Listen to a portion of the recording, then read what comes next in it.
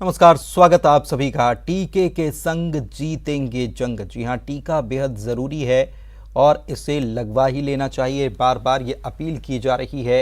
इसका हमने देखा भी, परिणाम भी देखा कि मध्य प्रदेश के मंत्री भूपेंद्र सिंह जो कि कोरोना से संक्रमित हो गए थे, लेकिन उन्होंने दोनों टीके लिए थे, 45 दिन के अंतराल पर उन्होंने लिए थे और उसका नतीजा ये हुआ कि 4 दिनों के भीतर ही उनकी जो कोरोना पॉजिटिव रिपोर्ट थी वो निगेटिव आ गई। तो ये है टीके का कमाल। तो मरीजों तक मदद के हाथ भी बढ़ रहे हैं और उनको सारी सुविधाएं दी भी जा रही हैं। कोशिश की जा रही है कि जल्द से जल्द हालात काबू में कर लिए जाएं, लेकिन वैक्सीनेशन बहुत ज़रूरी है। रजिस्ट्रेशन कई लोगों ने करवाया है और उम्मीद जताई जा रही है कि बहुत जल्द इस महामारी पर हम काबू पा लेंगे। तो कोरोना की वैक्सीन लेने से ही कोरोना महामारी का अंत निश्चित है। तमाम डॉक्टर और रिपोर्ट्स के ज़रिए हम ये बात बता भी रहे हैं और ये बात साफ भी हो चुकी है। इस वक्त हमारे साथ दो ख़ास मेहमान, दो ख़ास डॉक्टर्स जुड़े हुए हैं। डॉक्टर रिमझिम श्रीवास्तव, आप पेट रोग विशेषज्ञ हैं, रायपुर से जुड़ी हुई हैं आप, स्वागत आपका। और डॉक्टर सुमित असरानी, आप एमडी मेडिसिन हैं और जबलपुर से आप जुड़े हुए हैं। डॉक्टर साहब, आपका भी स्वागत। सबसे पहले मैम, मैं अभी के पास आता हूँ और जो हालात अभी बने हैं इसमें सबसे ज़्यादा लोग जो हैं वो थोड़ा घबरा रहे हैं। जो परिस्थितियां बन रही हैं, ये भी कहा जा रहा है कि ये वायरस तो हवा में हो गया। हालांकि वो हवा में वायरस है तो किस प्रकार का है और क्या वाकई में ये है, इसको समझने की ज़रूरत है, लोगों को समझने की ज़रूरत है, क्योंकि लोग घबरा रहे हैं। तो सबसे पहले ऐसे लोगों के लिए आप क्या कहना चाहेंगी और वैक्सीनेशन कितना ज़रूरी है, ये भी आपसे जानें। बिल्कुल। देखिए, ये जो एक वर्ड आ रहा है कि कोरोना वायरस एयरबॉर्न हो चुका है, यानी हवा में फैल गया है, ये काफ़ी हद तक भ्रामक। इसका मतलब ये है कि आप जैसे अगर आप खुले में जा रहे हैं और आपने मास्क का प्रयोग नहीं किया है, तो भी आपको कोरोना वायरस हो जाएगा। इसका ये अर्थ बिल्कुल भी नहीं है। जैसा कि हमने देखा था कि भोपाल गैस ट्रेजेडी में हुआ था कि एक जगह से गैस रिसाव हुआ था और काफी दूर तक उसका असर देखने मिला था। इस प्रकार की चीज कोरोना में बिल्कुल भी नहीं है। हवा में है, इसका तात्पर्य ये है कि अगर कोई इंसान जो कोरोना से संक्रमित है और वो एक जगह करके छींक सांस देता है और उसके जो ड्रॉपलेट्स हैं वो उसके नाक या मुंह से निकलते हैं, तो वो कुछ समय तक हवा में, यानी 2-5 मिनट तक हवा में रहेंगे। उस दौरान अगर कोई भी इंसान उस कमरे में प्रवेश करता है तो उसे संक्रमण होने का खतरा है। लेकिन अगर यही व्यक्ति खुले में खांसता है या खुले में छींकता है तो वो पूरी तरह से हवा में फैल जाएंगे। और अगर 2 मीटर के दूरी पे कोई अगर संक्रमित व्यक्ति कोई नॉर्मल व्यक्ति आता तो होने का चांस बहुत ही कम है, क्योंकि उस इंसान के आसपास जो संक्रमित है उसके आसपास ड्रॉपलेट्स अब नहीं रहे, क्योंकि वो इधर उधर फैल गए। लेकिन हाँ, अगर क्लोज कमरे में अगर भीड़ ज्यादा है, ज्यादा लोग इकट्ठे हैं और क्लोज कमरे में अगर कोई खांसता है तो हवा के द्वारा दूसरे व्यक्ति तक ये पहुंचने की संभावना है। तो इसके लिए बचने का एक ही तरीका है कि आप मास्क लगाएं, सोशल डिस्टेंसिंग रखें और अपने बार बार साफ। अगर आप किसी संक्रमित व्यक्ति के से 2-3 मीटर के डिस्टेंस पे भी बात करते हैं तो भी आपको संक्रमण होने का खतरा कम हो जाता है।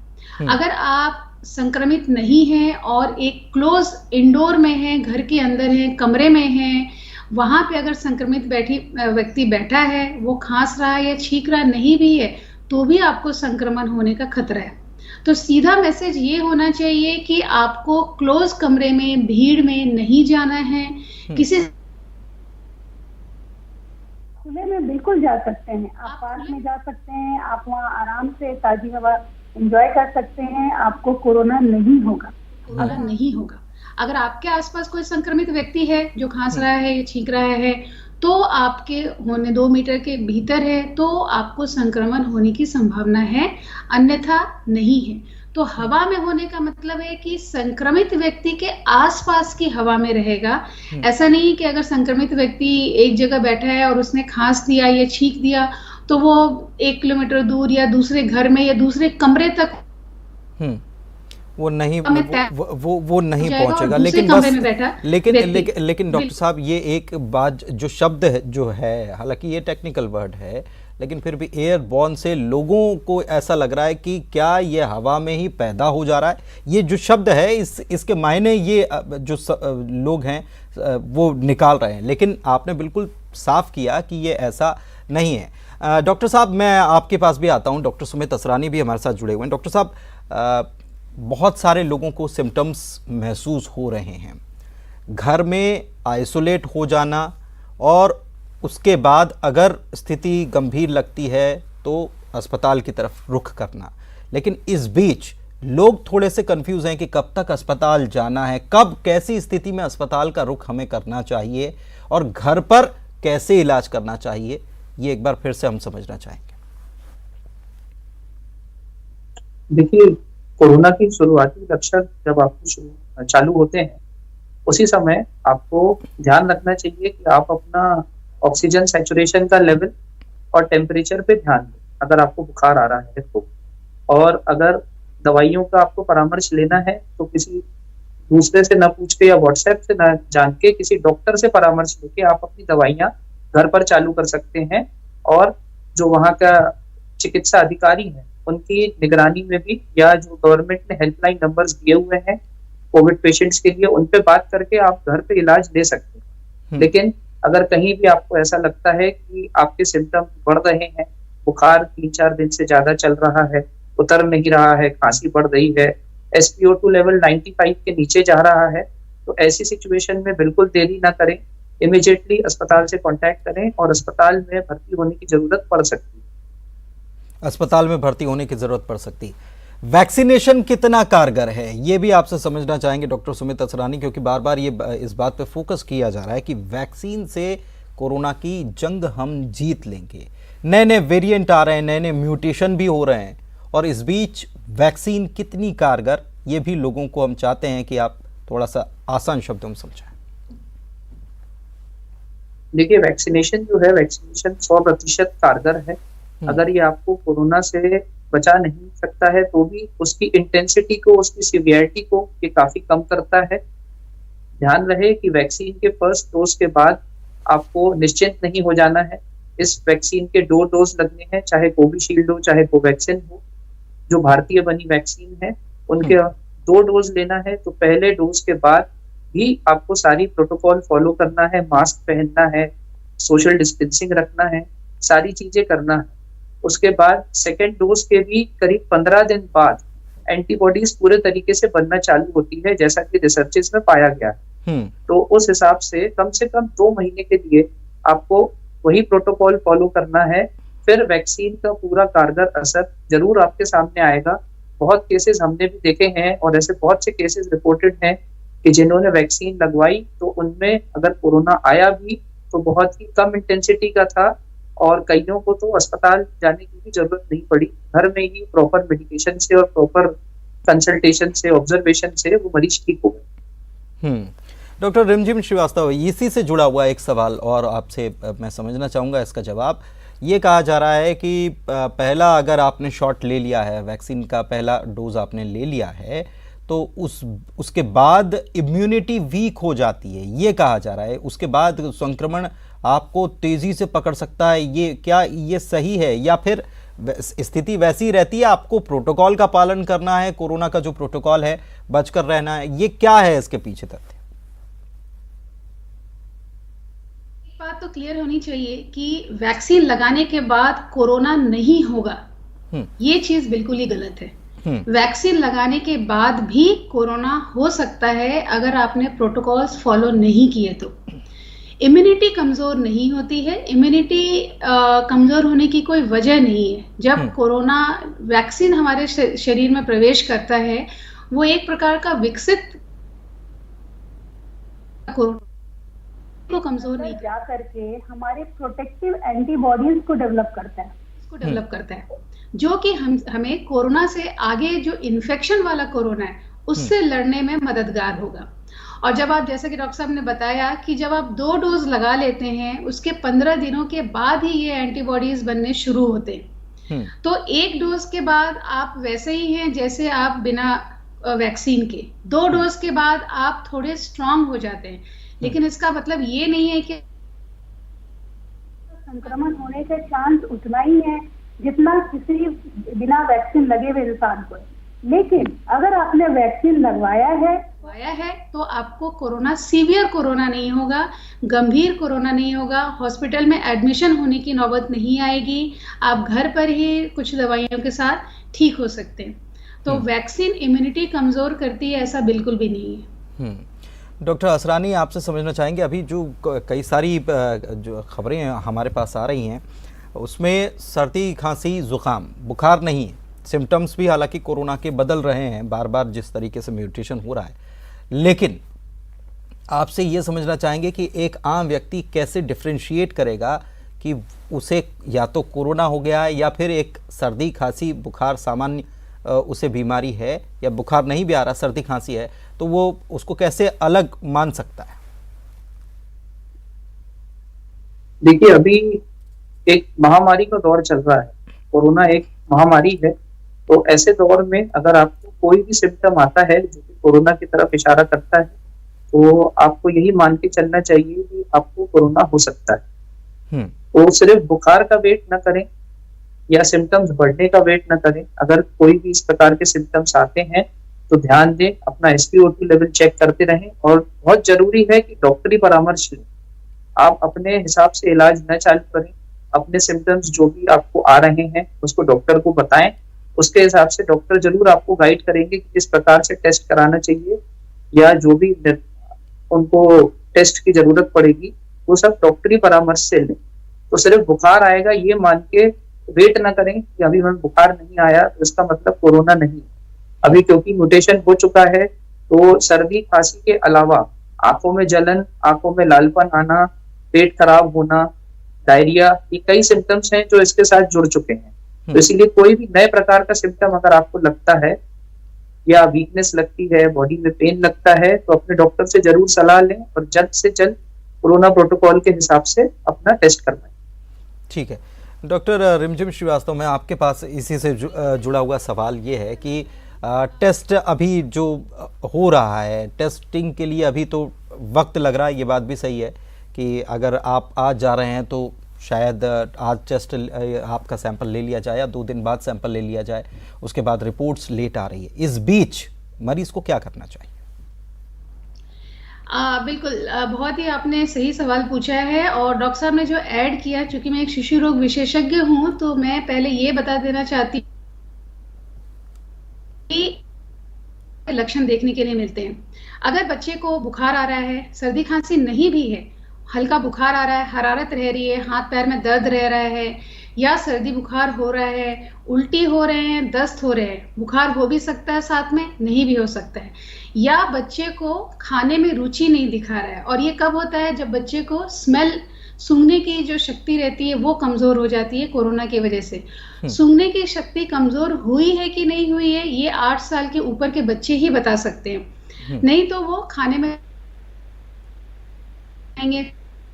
या फिर कई बार तो ऐसी कोई स्थिति आ रही है, या घर में कोई ऐसा इंसान है जो पॉजिटिव है, या आसपास के कहीं बच्चे के पास वो खेलने के लिए गए जहां जिसकी वजह से उनके पॉजिटिव होने की संभावना है, तो आप ये मान करके चलिए कि बच्चे को कोरोना है।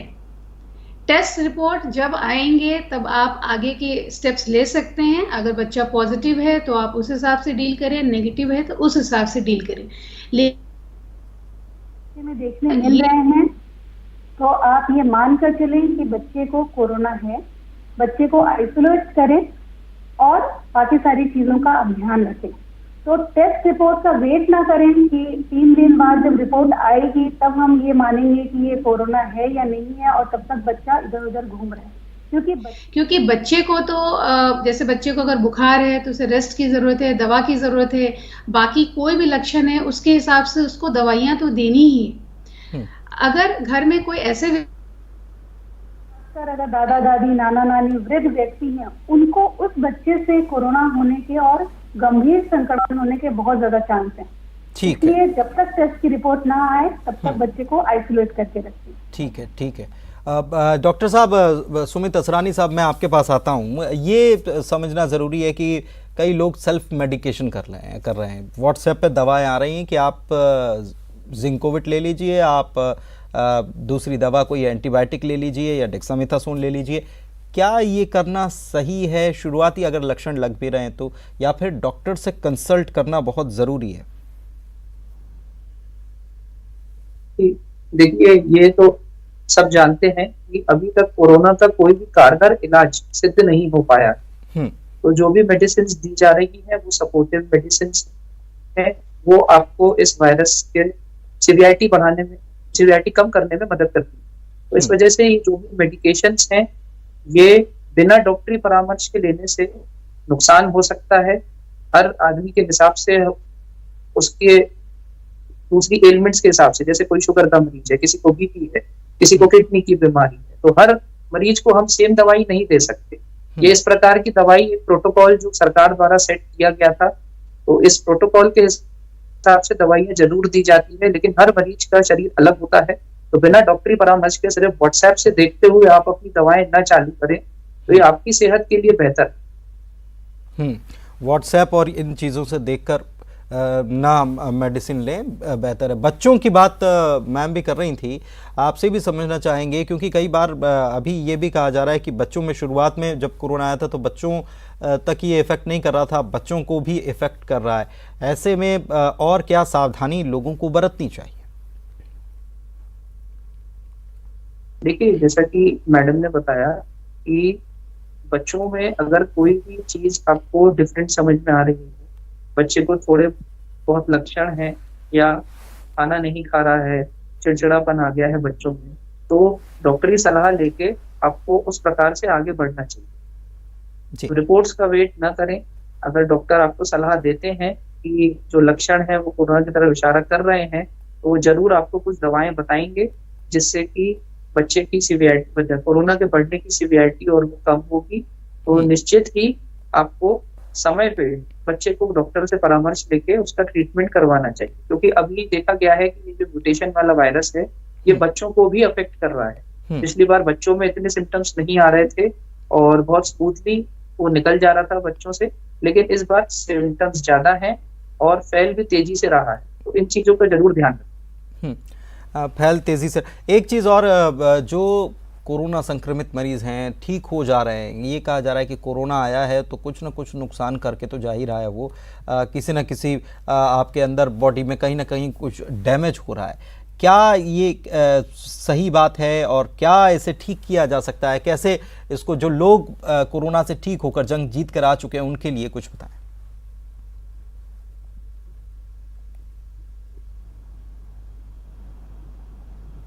डॉक्टर सुमित असरानी, आपका आवाज सुन पा रही है?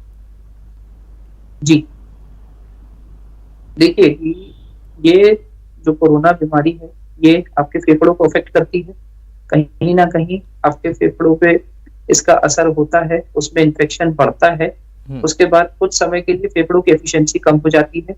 कुछ लोगों में, जो उम्र दराज लोग हैं, जो सीनियर सिटीजन में, उनमें ऐसा देखा गया है कि इसके कुछ लॉन्ग टर्म इफेक्ट्स भी रह सकते हैं कि आपके फेफड़ों की जो क्षमता है वो थोड़ी कम हो सकती है, इसीलिए थकान, सांस फूलना, इस प्रकार की चीजें कुछ लंबे समय तक चल सकती है। लेकिन अभी धीरे धीरे ब्रीदिंग एक्सरसाइजेस और चेस्ट फिजियोथेरेपी की मदद से इन सब चीजों को कम किया जा रहा है। आप अपने खान पान का ध्यान दें, अपने व्यायाम पे ध्यान दें और फिजियोथेरेपी लें, ब्रीदिंग एक्सरसाइजेस करें, तो इसके लॉन्ग टर्म इफेक्ट्स जो हैं वो धीरे धीरे करके खत्म हो जाएंगे या कुछ कम समय के लिए रहेंगे। ठीक है। डॉक्टर रिमझिम श्रीवास्तव, मैं आपके पास आना चाहता हूं। एक सवाल, ये बड़ा महत्वपूर्ण सवाल है कि RT-PCR अगर कोई टेस्ट करा रहा है तो RT-PCR में पहली रिपोर्ट पॉजिटिव आ रही है, कुछ दिन बाद सिम्टम भले ही बने हुए हैं, कुछ दिन बाद टेस्ट कराया जा रहा है, रिपोर्ट निगेटिव आ रही। ये कहा जा रहा है कि वो वायरस जो है वो गले या नाक से नीचे उतरकर अगर फेफड़ों तक पहुंच जा रहा है तो वो डिटेक्ट नहीं हो पा रहा। क्या ऐसा है क्या कुछ? देखिए, अभी दो चीजें हैं इसमें। पहला तो अभी जो म्यूटेशन करके जो वायरस आया है ये कई बार RT-PCR में पिक नहीं हो रहे, तो कई बार ऐसा होता है कि पेशेंट संक्रमित रहता है और आरटीपीसीआर नेगेटिव होता है, लेकिन सीटी स्कैन कराने पे वो कोरोना का संक्रमण उसमें नजर आता है। दूसरी बात ये है कि कई बार क्या करने की वो भी अगर गलत तरीके से की गई हो तो भी उसमें नेगेटिव आ सकता है, वो संक्रमित हो सकता है व्यक्ति और रिपोर्ट नेगेटिव आ सकता है। प्लस उसको जिस फ्लूइड में कैरी किया जाता है, ट्रांसपोर्ट किया जाता है, अगर उसमें कुछ प्रॉब्लम है तो भी ये नेगेटिव आ सकता है रिपोर्ट। तो अगर किसी को लक्षण आ रहे हैं, अगर वो किसी ऐसे के संपर्क में आया है जिससे उसको कोरोना होने के चांसेस हैं, तो आरटीपीसीआर नेगेटिव आ जाना मतलब ये नहीं है कि उसको कोरोना नहीं है। ये चीज कि अगर गले से नीचे उतर गया है, अगर आप देखें एनाटॉमी, तो नाक के बाद जो हमारी सांस की नली आती है, सांस की नली के बाद जो फेफड़े आते हैं, और फेफड़ों के अंदर जो एक एल्वेलाई जिसे हम कहते हैं, जहां से हमारा ऑक्सीजन और कार्बन डाइऑक्साइड एक्सचेंज होता है, वहां तक ये इन्फेक्शन फैलता है। लेकिन इसका मतलब ये नहीं है कि अगर वो नीचे उतर गया है तो वो नाक में नहीं दिखेगा और आरटीपीसीआर नेगेटिव आने की संभावना है। अगर सही तरीके से लिया गया है, अगर वायरस वहां मौजूद है तो वो पॉजिटिव दिखेगा, लेकिन हाँ, म्यूटेशनल वाले में कई बार वो नेगेटिव भी दिख सकता है। चलिए ठीक है, बहुत बहुत शुक्रिया आप बहुत बहुत शुक्रिया आप दोनों डॉक्टर्स का हमारे साथ जुड़ने के लिए। और उम्मीद हम करते हैं कि हमारे साथ जो दर्शक जुड़े, उनके जो मन में सवाल आ रहे थे उनका जवाब हमने लेने की कोशिश की। और सबसे ज़्यादा जो ज़रूरी बात वो ये कि हमें पूरा ध्यान रखना है, वैक्सीन की जब बारी आए तो वैक्सीनेशन तो करवाना ही है, लेकिन इस बीच लगातार हाथ धोते रहें, साफ़ करते रहें। सबसे ज़रूरी कि मास्क ज़रूर पहने। और एयरबॉर्न की जो बात आ रही थी उसके बारे में भी डॉक्टर रिमझिम श्रीवास्तव हमारे साथ जुड़ी थी, उन्होंने भी बताया कि ये एयरबॉर्न ऐसा नहीं है जैसा आप समझ रहे हैं। तो उम्मीद करते हैं कि आप इन सब का पालन करेंगे, सुरक्षित रहेंगे। नमस्कार।